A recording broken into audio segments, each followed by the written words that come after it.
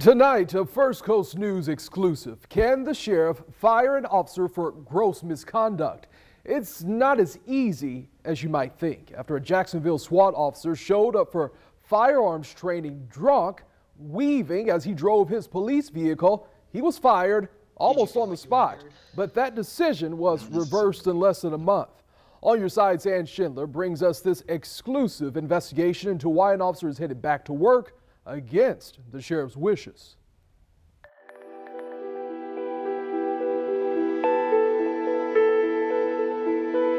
It was a lot of alcohol in a very short period of time. A fifth of vodka in a single night.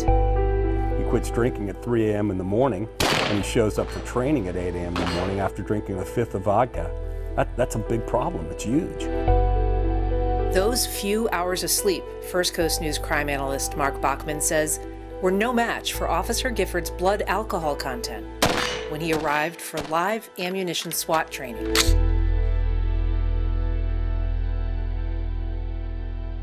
Okay. When you went to the gun range, were you under the influence of alcohol? Yes. You were? Yes. He was staggering, having to hold on to the rail to walk up. Admittedly, he said he was drunk. So drunk, 3 other officers confiscated his gun belt and took him to JSO headquarters for a breathalyzer. Blew a .3. According to an internal affairs investigation, at 11 a.m., more than 7 hours after his last vodka seltzer, Gifford blew a .316. That's 4 times the legal limit of .08. More importantly, it's a flagrant violation of JSO's limit of .00. JSO has a zero-tolerance approach to that. It's termination. Lieutenant Michael Schell, who oversees JSO's Internal Affairs Department, says there is no acceptable alcohol level while on duty. There is no justifiable reason why a police officer should have alcohol in their system while working as a police officer driving a JSO vehicle. Gifford told the officers who took his gun belt, "I'm drunk." And it wasn't the first time. According to the Internal Affairs report, when he was questioned by investigators, he admitted reporting for duty impaired 5 to 10 times. Could they have arrested him for DUI at that time based on the observations? Yeah. The fact that he wasn't arrested was a mistake, according to Under Sheriff Pat Ivey. At a December meeting of the city's Civil Service Board, he said the officers, quote, messed up by removing him from the scene, making a DUI arrest more difficult. I still think they could have charged him if they wanted to.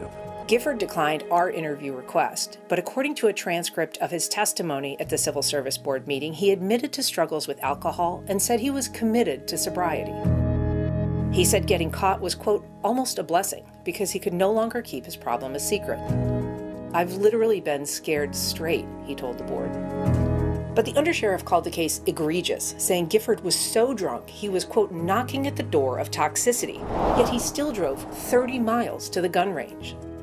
Do I think he needs to be terminated? Yes. The city's Civil Service Board disagreed. The volunteer board, whose members are appointed by the mayor, JEA, and the school board, decided by a vote of 4 to 2 that the decision to fire Gifford was manifestly unjust, a legal term meaning shocking to the conscience. In this case, I don't think that's the case. I think the termination was just. The board voted to reinstate Gifford after a 90-day suspension, with the requirement that he submit to alcohol screenings for a year. JSO Director Lawrence Schmidt said JSO will welcome Gifford back, but told the board their vote, quote, defies logic, overturning the decision of an elected sheriff and substituting their judgment for his. That, he told them, is manifestly unjust. JSO plans to challenge the board's decision in court. I think I would never touch booze. Gifford is still serving his suspension and has not yet returned to duty. Ann Schindler, First Coast News, on your side. And you can find much more about this story online, including JSO's full explanation of why Gifford wasn't arrested for DUI. You can also find statements from Gifford's attorney and the sheriff's office. A Jacksonville sheriff's officer who admits reporting for work drunk on multiple occasions will soon be back on the job. And as we first reported last night, the officer was fired from the city's elite SWAT team after he drove his police car to a gun range for firearms training after drinking a bottle of vodka. His blood alcohol level was 4 times the legal limit. Ann Schindler broke the story last night, and I do want to let you know in that video we just saw, that was someone we interviewed. That was not the person who is accused of doing this. Ann Schindler broke the story last night and tonight. She's following up with more on why the officer wasn't arrested for DUI and exactly when he will report for duty.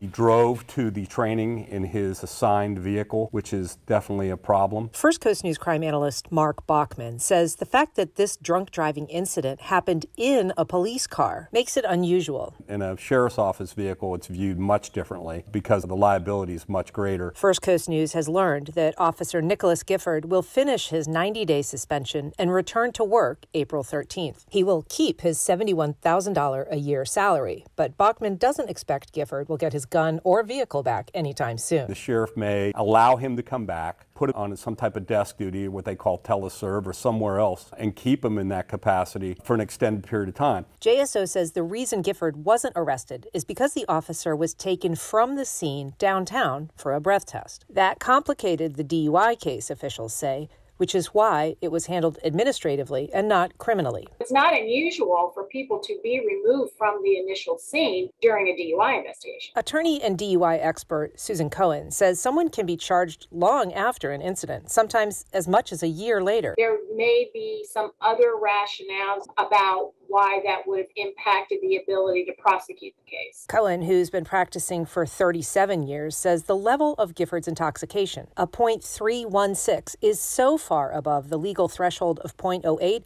it's almost unheard of. That's extremely unusual. Maybe I've seen a couple out of hundreds and hundreds and hundreds. Ann Schindler, First Coast News, on your side. And this story is generating a lot of conversation online and raising some questions that we want to answer for you tonight. In a Facebook post, Jennifer Marshall wondered, what if it happens again? Is the city financially liable? Liability is an issue the undersheriff raised at the Civil Service Board hearing. He said keeping the officer on the force would require JSO to add several zeros to any settlement check if he was involved in any future DUI. However, we've been told by several people with knowledge of the case that it's unlikely Officer Gifford will be permitted to drive a vehicle in a work capacity ever again. And this comment comes from Casey, one of several similar ones, saying this case shows, quote, as a cop, you can get away with anything. Well, in this case, the Jacksonville Sheriff's Office insists it was trying to hold the officer accountable by firing him. That decision was overturned by the unelected Civil Service Board. However, Gifford was represented in his appeal by an attorney provided by the Fraternal Order of Police, which is the police union. The Sheriff's Office plans to challenge that reinstatement in court. Well, will a SWAT officer who reported to work drunk be allowed to resume his job at the Jacksonville Sheriff's Office? It's a dilemma making its way through the courts even as his return to work date nears. As First Coast News first reported, Officer Nicholas Gifford was fired after he reported for firearms training with a blood alcohol level 4 times the legal limit. But the city's Civil Service Board voted to reinstate him with a 90-day suspension. The sheriff appealed, saying the board's decision was made without any evidence when it decided the firing was, quote, manifestly unjust. The officer, who has declined comment, has now responded in a court filing saying the board used, quote, reason and common sense when it voted to reinstate him.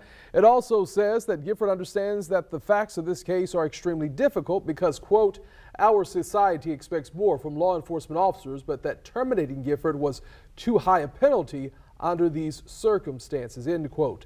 Gifford is due to return to work April 13th. A SWAT officer fired for reporting to duty drunk. Tonight we've learned that he will go back to work tomorrow, in fact, but he will be stripped of his police powers.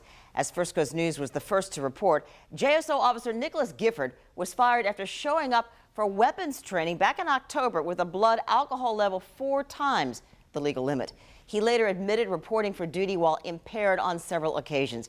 He was fired right away, but that was overturned by the Jacksonville Civil Service Board, which voted to reinstate him with a 90-day suspension. JSO is appealing that decision in civil court, but in the meantime, Gifford's suspension is over and he is now returning to work. Here are 3 things to know. Gifford will retain his previous salary, but he will not return as a SWAT officer. JSO officials tell us that he will be assigned to administrative duty, but with no badge, no gun, and no police vehicle. And he must undergo 3 random breathalyzer tests per work cycle for a year. For JSO, a work cycle is roughly about a week. Other than that, JSO officials tell us that there will be no other conditions of his employment. Gifford himself declined our request for comment.